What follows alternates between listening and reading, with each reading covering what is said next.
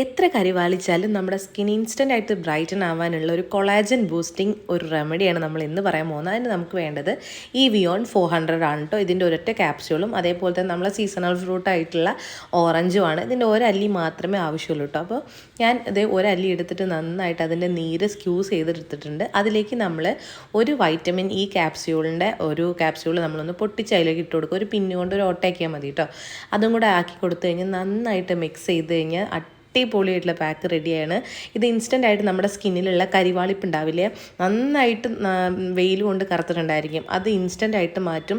ഏകദേശം നമ്മൾ pack ഇട്ടൊരു 3 minute ആയിക്കഴിഞ്ഞാൽ തന്നെ അത് മാറുന്നുണ്ട് കേട്ടോ. പക്ഷെ നമ്മൾ എന്തായാലും ഈ ഒരു പാക്ക് 15 മിനിറ്റ് നമ്മുടെ ഫേസിലിടണം.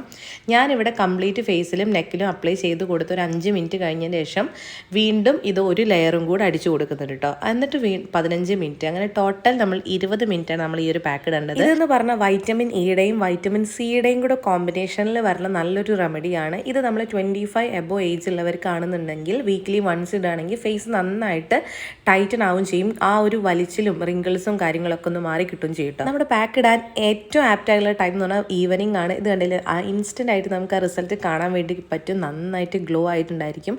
കരിവാളിപ്പ് ഇനി ആ വഴിക്ക് വരത്തില്ല. അപ്പോൾ ട്രൈ ചെയ്ത് നോക്കിയിട്ട് കമൻറ്റ് ബോക്സിൽ പറയാം. So by.